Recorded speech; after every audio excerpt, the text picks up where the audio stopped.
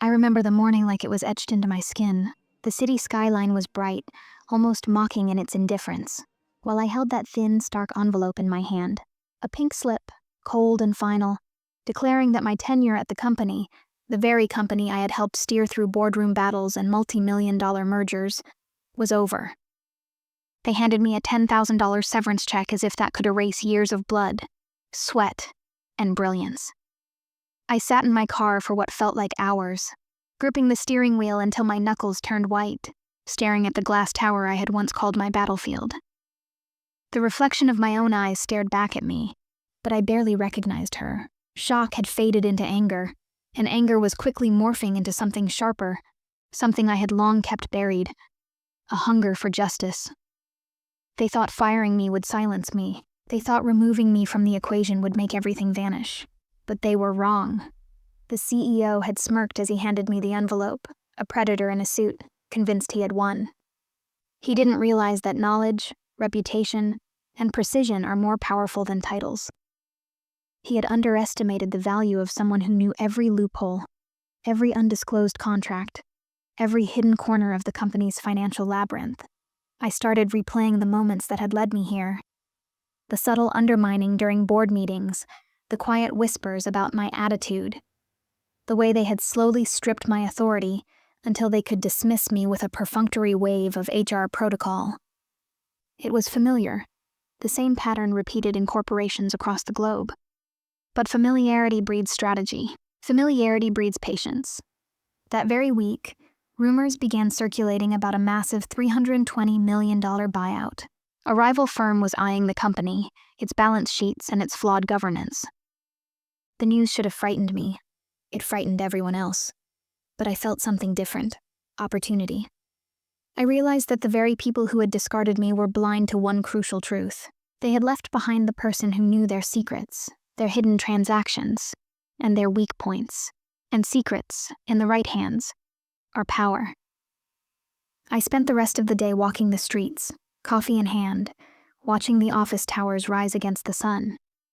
Every step I took was measured, every thought calculated. I didn't scream, I didn't confront, I didn't beg for explanations. I did what I do best: observe, analyze, and plan. By the time the day ended, my fury had settled into a quiet, deadly clarity. I would return, not as the powerless employee they had thrown out, but as someone they would have no choice but to listen to. Someone who could wield the rules of compliance and governance like a scalpel. By nightfall, the first outlines of my plan had formed. I would rebuild, I would return. And when the time came, the board, the same board that had applauded my dismissal, would realize just how costly it was to underestimate me. They had fired me with $10,000. I would come back to oversee a $320 million transaction and, in the process, expose the rot that had been allowed to fester for years. For now, though I simply sat alone in my small apartment, staring at the city lights, feeling the pulse of opportunity thrumming beneath my skin, they believed they had won. They had no idea that their own hubris had just drafted the blueprint for their undoing. Every detail they thought I had forgotten, every misstep they had taken in the shadows, was now an asset, a weapon, in my hands. And deep down, I felt the first taste of satisfaction. Not the loud public kind that makes headlines. This was something quieter, sharper, more permanent.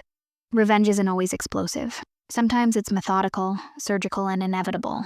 And that inevitability would be mine to wield. I closed my eyes that night, not in despair, but in anticipation. They had handed me a pink slip, assuming it was the end. But in reality, it was just the beginning. And from that beginning, I would rise, smarter, stronger, and armed with knowledge no one else possessed, because the higher they climb, the further they fall. And I intended to make them fall hard. The first few weeks after my firing were a strange mix of invisibility and opportunity. The world assumed I had vanished, that the $10,000 severance and the pink slip had silenced me. But while everyone else celebrated their victory, I was quietly rebuilding. I rented a small office near the financial district, one no one would think to associate with me. On the surface, it looked like a modest operation. A single desk, a laptop, and a stack of files that seemed mundane to any casual observer. But in reality, it was the command center for the plan that had already begun to take shape in my mind. I spent days reviewing public filings, SEC disclosures, and every fragment of insider information I had access to. Every loophole, every weak governance structure, every pattern of negligence that had allowed the company to operate unchecked became my ammunition. Meanwhile, I kept my presence invisible. Former colleagues passed by, unaware that the same woman they had dismissed for being too ambitious was meticulously plotting her return. Every call I made, every email I sent was calculated to gather intelligence without revealing my intentions. I was a ghost in the corporate machine, watching the wheels turn and noting where friction and incompetence would trip them up. The buyout talks were heating up. Rumors of the $320 million transaction spread through the industry like wildfire. I knew the board was divided. Some were desperate to finalize the deal, others suspicious of the rival firm's intentions. And in that division lay my opening. Influence in the boardroom is often less about authority and more about timing. Knowing when to speak, when to act, and when to hold back. That is power. I began reconnecting with old contacts, not as the employee they had fired, but as a consultant with expertise in compliance and risk management. I framed it as a neutral offer. Help the company navigate the buyout without raising red flags. Some laughed, others hesitated, but a few recognized the value of having someone who understood the company inside and out. Those few would be my entry points back into the very heart of the organization that had cast me aside. At night, I pored over board meeting minutes, financial statements, and audit reports. Patterns emerged: inflated revenue forecasts, neglected compliance obligations, and subtle instances of favoritism that bordered on ethical violations. These were not mistakes. They were opportunities. Each discrepancy was a thread I could pull, a crack I could widen, a secret that could eventually unravel the carefully maintained image of competence the board so desperately clung to. I also observed my former boss from a distance. The CEO had grown complacent, more arrogant since my departure, and more reliant on the board's trust than his own competence. Every misstep, every boastful comment at industry events, every careless email, I cataloged them meticulously. He had believed that firing me with a small severance was the end of my influence. Little did he know, it was the beginning of his undoing. By the time the first formal buyout proposal reached the board, I was ready. Not yet inside the company, not yet holding the title I would claim, but armed with knowledge and strategy. Every move I would make, every conversation I would initiate had been mapped. I would not return as the powerless employee. I would return as someone who could command attention, who could guide the company through the buyout while simultaneously exposing the cracks no one else had dared to acknowledge. In the quiet of that rented office, as the city lights flickered against the windows, I realized the full scale of what I was about to attempt. This wasn't just about revenge. It was about justice, about balance, about showing those who had underestimated me that knowledge, patience, and strategy can topple arrogance faster than any outburst or confrontation ever could. And in that moment, I smiled, feeling the thrill of inevitability. The board and the CEO had no idea the game had already begun, and I was already 10 moves ahead. The first day I set foot back in the building felt surreal. I wasn't coming as the dismissed employee clutching a $10K severance. I walked through the glass doors as a consultant, armed with credibility, poise, and a quiet authority that immediately drew attention. Colleagues who had once whispered about my attitude problem now greeted me with polite curiosity, some barely concealing nervous glances. Every interaction was a calculated performance. I smiled, offered measured insights, and subtly reminded the board of my expertise without revealing my deeper intentions. I had studied their vulnerabilities, memorized their patterns, and prepared questions that would seem helpful, but forced them to reveal the gaps in governance and compliance. Every careless admission, every overconfident assertion, became a breadcrumb I would later use. The CEO, predictably, tried to assert dominance. He praised the team for keeping things running smoothly in my absence, and attempted to belittle my influence. But I met his condescension with calm neutrality. I didn't argue. I didn't retaliate. I simply observed, logged, and mentally cataloged his weaknesses. Each micro-expression, each slip of language, told me more about how fragile his control had become. Simultaneously, I began quietly building alliances. A few senior managers had grown wary of the CEO's impulsive decisions. To them, I appeared as an impartial consultant, a guide through the upcoming buyout. They shared insights they wouldn't normally disclose to outsiders, giving me an edge I had never needed when I was just inside the company. By the time I had my first formal board briefing, I already knew more than most of the executives about the internal risks the CEO had ignored. But with each step forward, tension mounted. Whispers of my return reached the CEO, who began monitoring my activities. The subtle politicking intensified. Emails that once would have been routine became tests of loyalty, small traps designed to see if I would stumble. Every moment required vigilance, and I had to maintain the delicate balance of appearing helpful while quietly preparing my eventual revelation. It was a psychological chess game. Every smile, every nod, every report I submitted was a piece in a larger strategy. I couldn't afford rash moves. One misstep, one hint of my true intentions could ruin months of preparation. But the pressure sharpened me. The closer I got to the board, the more I could see the cracks forming, and the more inevitable it felt. They had underestimated me, and they were about to pay for it. By the end of my first week back, I felt the subtle shift in power. The CEO was uneasy. Some board members sought my advice before his. I was no longer a threat in his mind. Not yet. But I had planted seeds of influence that would soon bloom.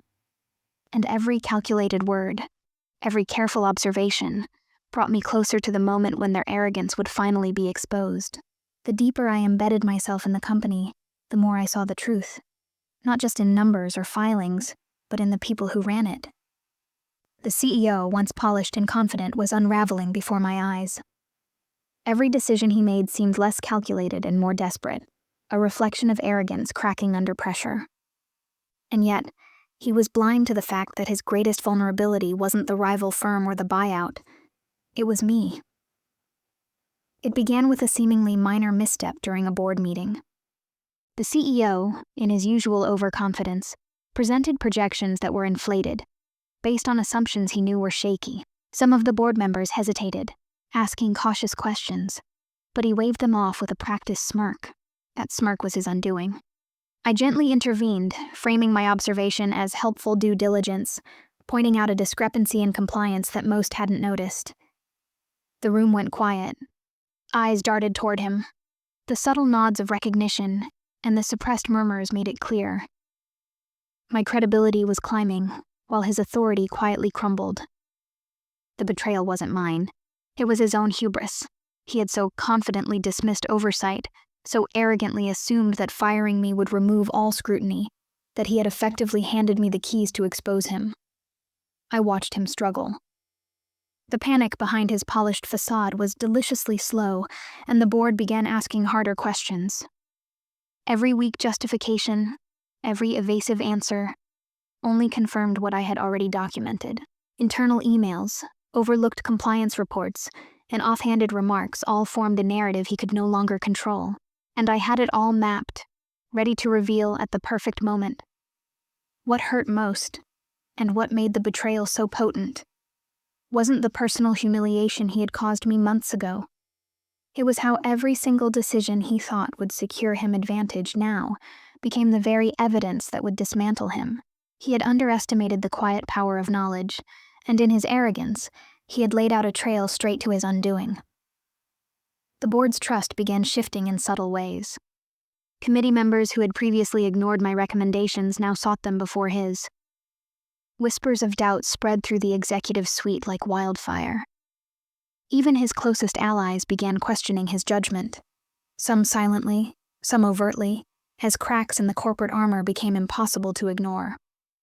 I stayed patient. My role was to observe, to subtly guide the narrative, and to ensure the timing was perfect. Any premature exposure could trigger defensive maneuvers. I had to let the CEO continue in his overconfidence, to let him dig the hole he would inevitably fall into. And the betrayal was complete the day he publicly took credit for a strategic decision that was already compromised. A move I had predicted would fail. The board watched as the outcome contradicted his claims. Their trust wavered, just enough to tilt the scales. I was no longer invisible. I was the quiet force rewriting the narrative, exposing his miscalculations, and reclaiming the influence they had thought lost forever. By the end of that week, it was clear the CEO's arrogance had betrayed him. He had been so focused on appearing untouchable that he failed to see me as a threat, and in that blindness lay the seed of his downfall. And the first tangible proof that my return wasn't just about observation or survival. It was about reclaiming the power he had so recklessly thrown away. I knew the truth would never survive on rumors and grudges. If I wanted the board to act, to strip the CEO of his illusion of control and hand me the leverage I needed, I had to present something concrete, an audit trail so meticulous that no one could ignore it. So I built one. First, I cleaned and consolidated everything I'd quietly collected since I re-entered the company. Flagged emails, timestamps, draft contracts, off-the-record memos, and a matrix of anomalies from the last 3 fiscal years.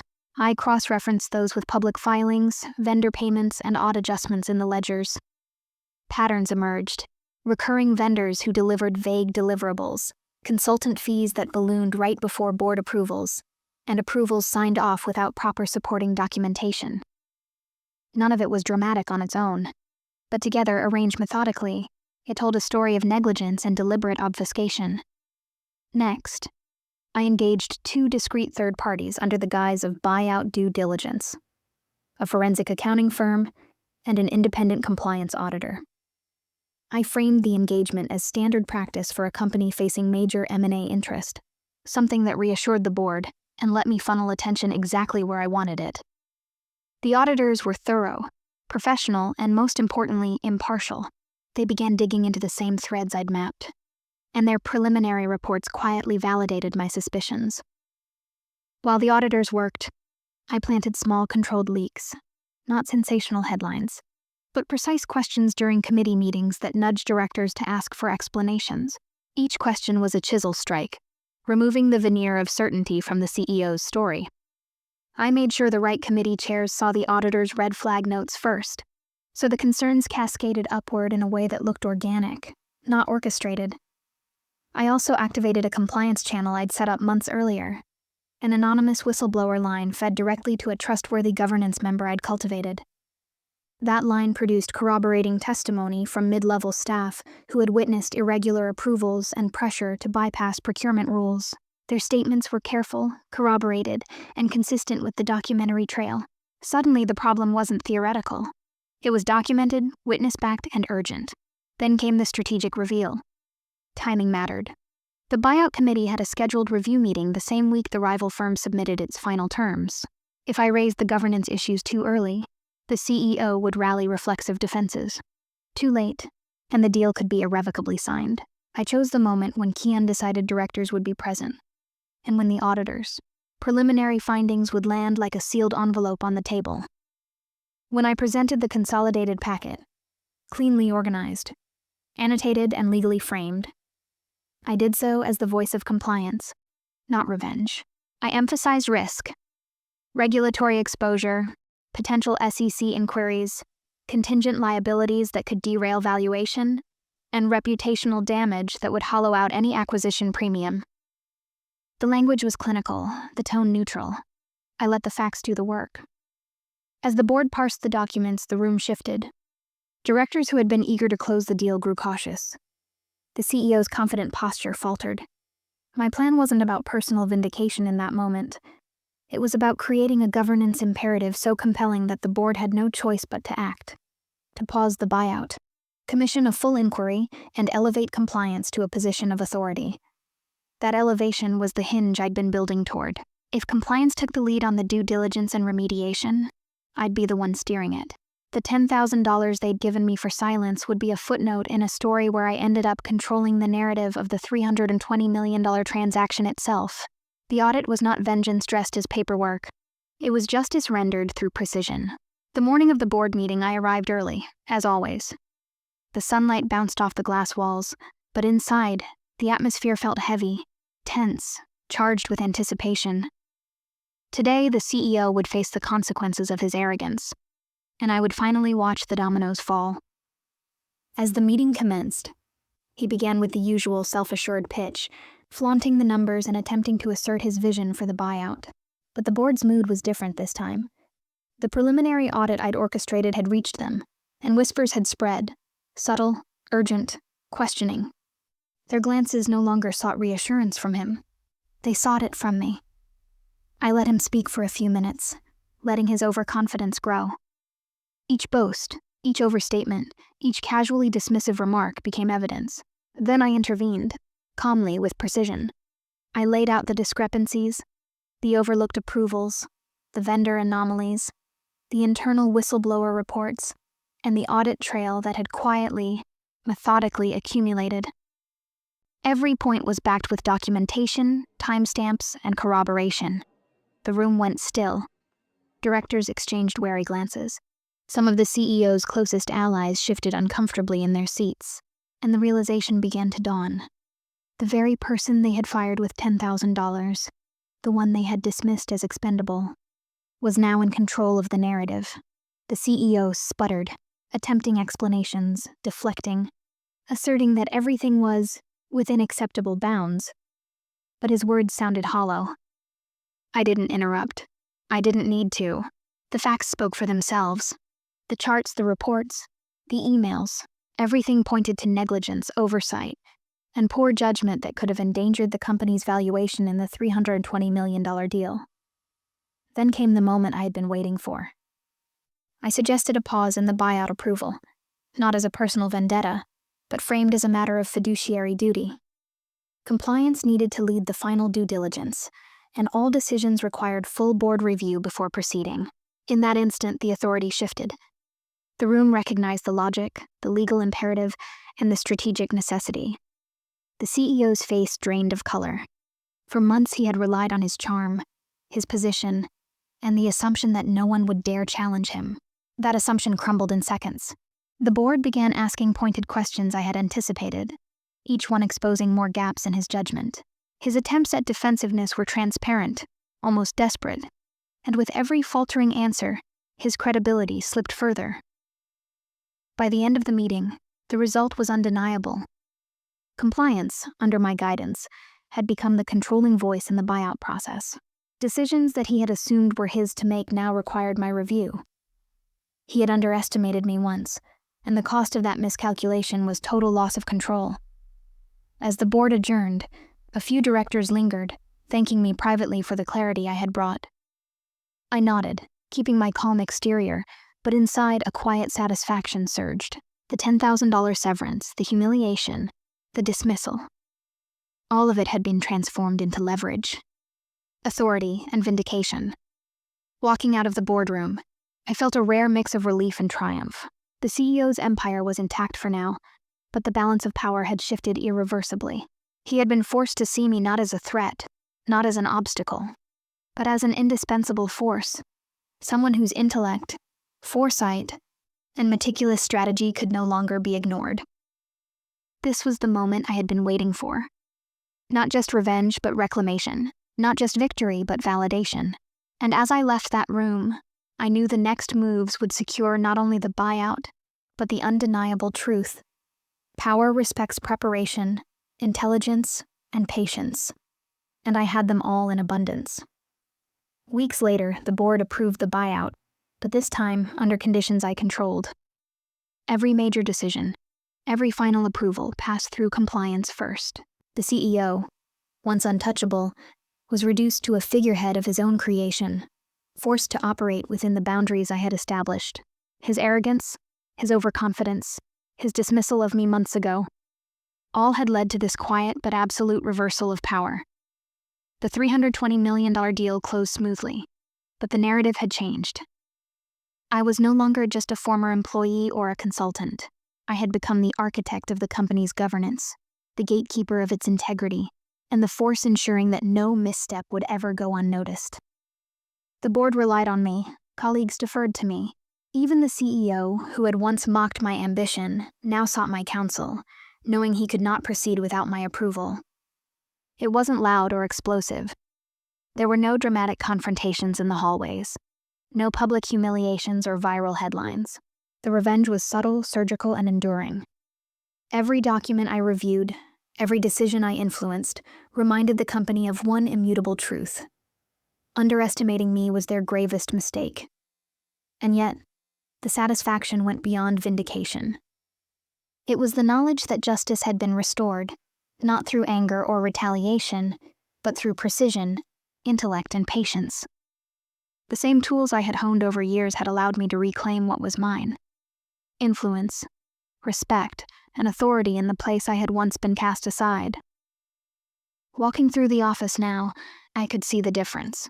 Meetings were calmer, decisions more accountable, and the culture subtly shifted toward diligence and transparency. My presence had created balance, a safeguard against the recklessness that had nearly cost the company everything. The CEO never regained the unchecked dominance he once held. Every attempt to circumvent oversight was gently but firmly redirected, every risky move scrutinized. In effect, the company had been cleaned from within, quietly, efficiently, and irrevocably. For the first time since the pink slip arrived months ago, I felt complete. Not triumphant in a flashy way, but in the deep, steady way that comes from knowing your intelligence, patience, and perseverance were more powerful than arrogance and hubris. I had returned not just for revenge, but to restore order and reclaim the respect that had always been mine. Sitting in my office after the buyout, I let the silence settle around me. The hum of computers, the faint shuffle of papers, the quiet conversations of colleagues, all of it felt different now. Not louder, not chaotic, but measured, intentional, and calm.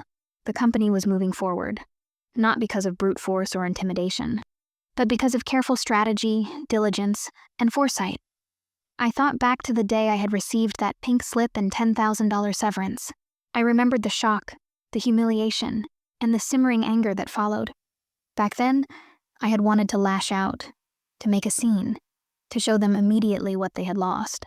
But life and experience teaches you that true power isn't about the flash of revenge. It's about patience, observation, and using knowledge as your weapon. Revenge doesn't always arrive with fire and fury. Sometimes it comes through subtlety, calculation, and quiet persistence. Sometimes it arrives in boardrooms, in audit reports, in carefully worded recommendations that shift the tide of decisions, influence the course of millions, and expose the vulnerabilities of those who underestimated you. That is the kind of power I now wielded. Permanent, undeniable, and cleanly executed. I had reclaimed my place not by confrontation, but by mastery of the system they had relied on yet dismissed. I had exposed weaknesses, corrected oversights, and asserted authority not through intimidation, but through competence. And in doing so, I had not only avenged the injustice done to me, I had also restored balance to a company that had been teetering on the edge of poor governance and reckless ambition. Looking at the CEO, who now operated under my guidance, I felt no hatred, only clarity. He had made his choices. I had made mine. His dismissal of my value had set in motion a series of events that culminated in a complete reversal of roles. In essence, he had trained me for this moment, thinking he was ending my influence, while he was, unknowingly, sharpening it. The moral was clear: underestimate no one, and never let arrogance blind judgment. Patience, intelligence, and meticulous planning are more powerful than impulsive pride. The most devastating outcomes are often the ones executed quietly, without spectacle, yet with absolute precision. And as I looked around my office, seeing the company stabilize and the board move forward under proper governance, I smiled quietly. I had achieved everything I had set out to do.